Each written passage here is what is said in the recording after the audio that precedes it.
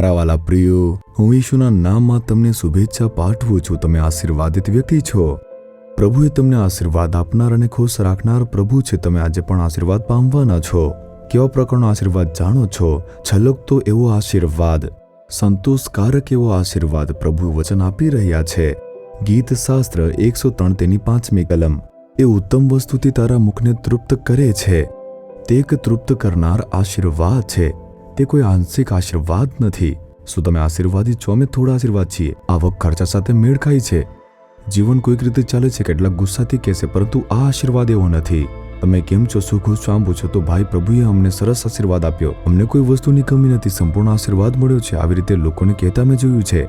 પરંતુ બહુ ઓછા લોકો જ આવી રીતે કહે છે. મોટા ભાગના લોકો કહે છે કે કોઈક રીતે અમારું ગુજરાન તે ચાલી રહ્યું છે, કોઈક રીતે પ્રભુ અમને દોરી રહ્યા છે. કેટલાક ગુસ્સાથી આવી રીતે કહેશે.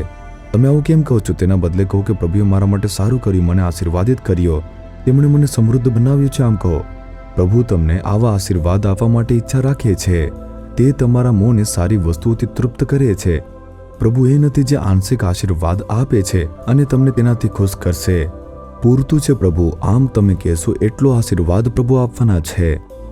ધારો કે મહેમાન આવ્યા છે અને તમારા ઘરમાં તેઓને તમે ભૂખ્યા રાખ્યા. શું તમે તેમને થોડું ભોજન આપશો?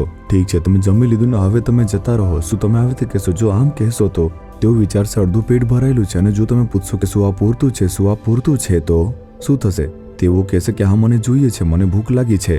પછી આપણે સેવા કરીશું જ્યાં સુધી તેઓ કહેશે ને કે હવે પૂરતું છે. તે જ તૃપ્ત થવું છે. જ્યારે ઈસુ ખ્રિસ્તે લોકોને 5 રોટલી અને 2 માછલી ખવડાવી ત્યારે હજારો લોકો ત્યાં હતા. 5000 પુરુષો હતા અને તેથી સ્ત્રીઓ અને બાળકો સાથે મળીને તો 15 થી 20,000 લોકો હતા. પ્રભુએ તે બધાને વેચવાનું હતું, બધાને ખવડાવવાનું હતું, સેવા આપવાનું હતું અને લોકોને ખવડાવવાનું હતું. અને જ્યાર સુધી લોકોએ કહ્યું ને કહ્યું પૂરતું છે, તેટલું પેટ ભરીને તેઓએ ખાધું. હું હવે બિલકુલ ખાઈ શકતો નથી. પરમેશ્વરનું વચન કહે છે તેમણે તેમને તૃપ્ત કર્યા ત્યાં સુધી ખવડાવ્યું. તે આશીર્વાદ છે. તેમણે તેમને તૃપ્ત કર્યું. તેમણે એમને કહ્યું તમારા માટે આ પૂરતું છે, મારે બીજાને પણ ખવડાવવાનું છે. તેમણે કહ્યું કે હજુ જોઈએ છે, હજુ રોટલી જોઈએ છે, હજુ માછલી જોઈએ છે. બધા તૃપ્ત થાય ત્યાં સુધી તેમને ખવડાવ્યું. તેઓ બધાએ સંપૂર્ણ રીતે ખાધું અને તેમના જે બાકીના ટુકડાઓ હતા તે ટોપલીમાં તેઓ ભરી શક્યા. તે જ ઈસુ છે. તે તમને તૃપ્ત કરે છે અને તમારા મોંને સારી વસ્તુઓથી તૃપ્ત કરનાર પ્રભુ છે. સંતોષકારક આશીર્વાદ મળશે. લોકો પૂછે કામ કેવું ચાલે છે? બસ ચાલે છે. આમ ન કહેવું જોઈએ. તેના બદલે કહો કે પ્રભુએ મને સારી નોકરી આપી, તેમણે મને સારી આવક આપી છે, તેમણે મને ખુશ કર્યો છે. તમારો વ્યવસાય કેવો ચાલે છે? તે કોઈક રીતે ચાલી રહ્યો છે. જીવન મુશ્કેલીથી ભરેલું છે? ના, આવી રીતે નહીં. પ્રભુએ મને આશીર્વાદ આપ્યો છે અને ધંધો પણ સારી રીતે ચાલે છે. પ્રભુ અમને સારી રીતે ચલાવે છે. અમે તૃપ્ત રીતે ચાલી રહ્યા છીએ. તમે કેવું ભણી રહ્યા છો ભાઈ? હું સરેરાશ રીતે ભણી રહ્યો છું, સારી રીતે ભણી રહ્યો છું. પ્રભુએ મને કૃપા આપી, શાણપણ, યાદશક્તિ અને હું અભ્યાસ કરી રહ્યો છું. સારી રીતે પરીક્ષાઓ થાય છે. હું ખૂબ જ ખુશ છું. તમારે આમ કહેવું જોઈએ, સંતુષ્ટતાથી કહેવું જોઈએ. કેટલાક લોકો માટે તેમને કેટલું પણ પૂરું કરવામાં આવે તેઓ કહેશે કે બસ અમે સારું કરી રહ્યા છીએ. જો તમે કેટલાક વેપારીઓને પૂછો તમે કેમ છો, તમે સારો છો ને, વ્યવસાય કેવો ચાલી રહ્યો છે, કહેશે બસ ઠીક ચાલી રહ્યો છે, બધું સારી રીતે ચાલી રહ્યું છે. તેઓ આશીર્વાદ ગુમાવી શકે છે. તેથી આમ ન કહો અને કહો કે ઈશુ મને સારી રીતે રાખ્યો, સંતુષ્ટ રાખ્યો છે. તમારે દુનિયાના લોકોની જેમ ન કહેવું જોઈએ કે બધું બરાબર ચાલી રહ્યું છે, ઠીક ચાલી રહ્યું છે. એવી રીતે ન કહો. મેં ઘણા લોકોને આવી રીતે કહેતા જોયું છે. બહુ ઓછા લોકો કહે છે કે ભાઈ, પ્રભુએ મને ખૂબ જ સારી રીતે રાખ્યો છે, અમને ખૂબ જ ખુશ રાખ્યું છે, બધું જ આશીર્વાદ આપે છે. તમારે એમ કહેવું જોઈએ, પ્રભુએ અમને સારી રીતે રાખ્યા છે અને તેમણે આપણને આશીર્વાદ પણ આપ્યા છે, તેમણે અમને સંતુષ્ટ પણ રાખ્યા છે. તેના બદલે જો તમે કહો બધું બરાબર ચાલે છે, એનો અર્થ છે તમે ઈશુને દુઃખી કરો છો.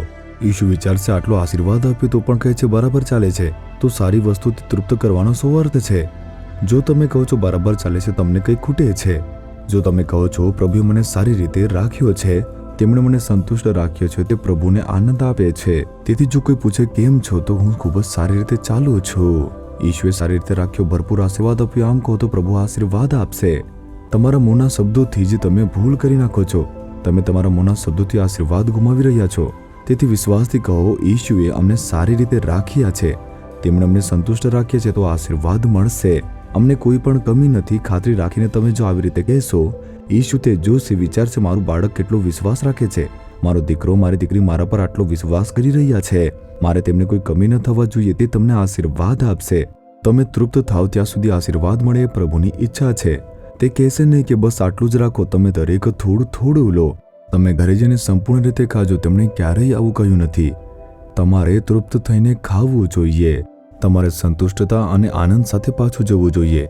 તેઓએ કંઈ પણ ગુમાવ્યા વિના પાછું ન જવું જોઈએ. પ્રભુ તમને પણ આ રીતે સંપૂર્ણ આશીર્વાદ આપવા માંગે છે. આજે તમને કઈ કમી છે, જે પણ કમી છે તેના વિશે પ્રભુને જોઈને કહો કે હે પ્રભુ, મને વિશ્વાસ છે તમે મને સંતોષકારક અને સંપૂર્ણ આશીર્વાદ આપશો.